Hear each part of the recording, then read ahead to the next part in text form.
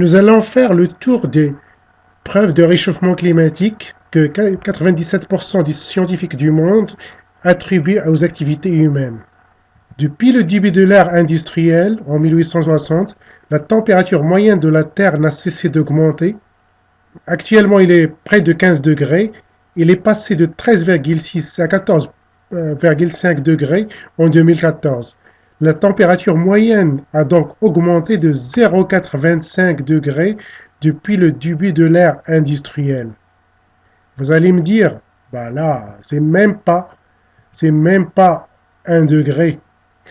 Il faut savoir qu'un changement de quelques dixièmes de degré est suffisant pour perturber les écosystèmes.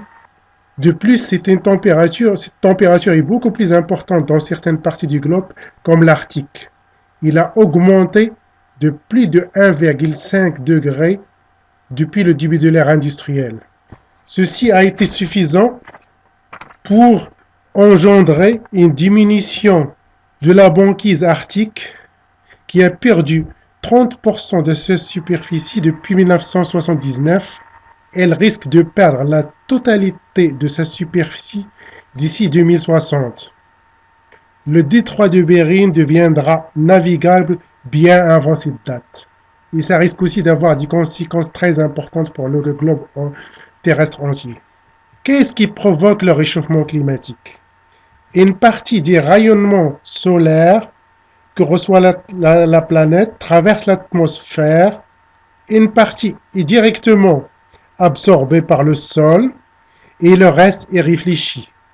Comme il y a ce qu'on appelle les gaz à effet de serre dans l'atmosphère, seulement une partie de ces rayonnements repart vers l'espace et le reste est émis vers la Terre et participe au réchauffement climatique. C'est ce qu'on appelle l'effet de serre. Quels sont ces gaz à effet de serre? Le CH4 ou le méthane est le gaz le plus important. Le méthane est produit par les activités d'élevage, surtout par les ruminants, le dégel du permafrost dans l'Arctique et la production du gaz naturel. Le méthane est un gaz à effet de serre 4 fois plus puissant que le gaz carbonique. Le CO2, ou le gaz carbonique, les émissions de CO2 dans l'atmosphère sont dues aux diverses activités humaines de production d'énergie.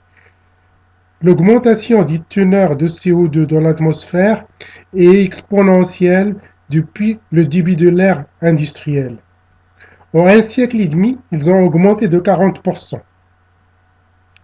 En 2013, ils ont dépassé pour la première fois depuis 2,5 millions d'années la barre des 400 parties par million.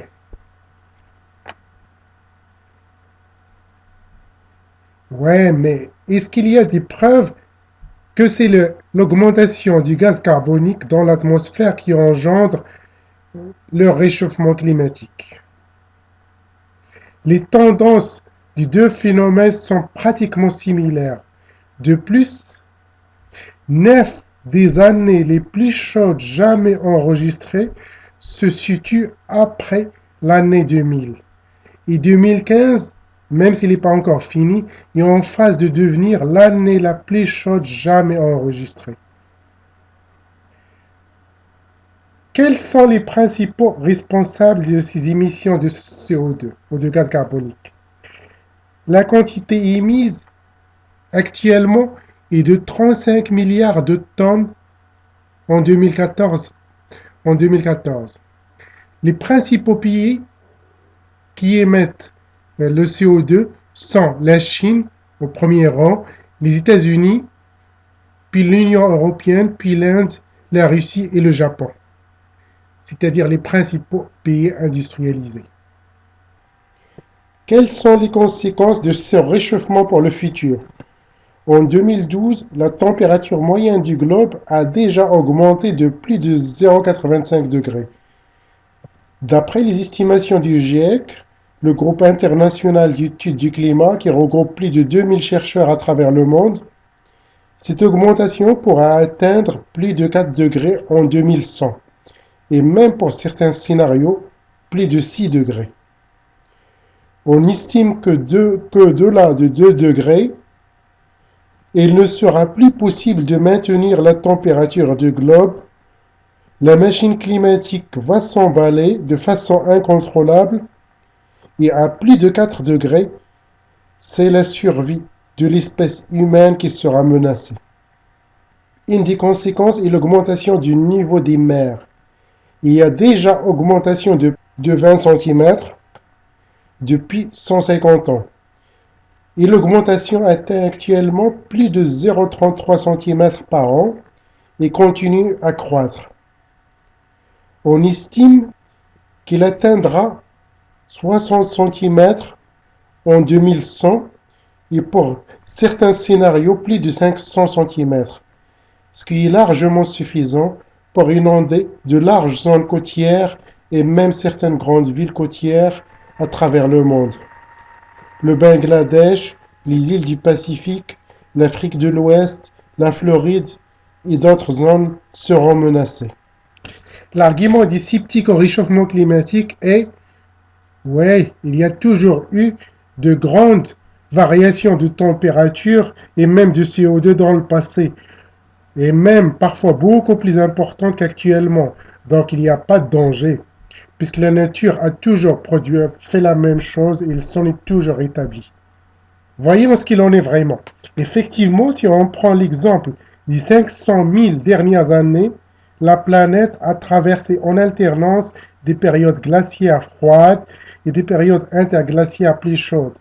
Elle a même déjà été recouverte entièrement de neige à une époque encore plus reculée. C'est ce qu'on appelle la planète à effet de boule de neige.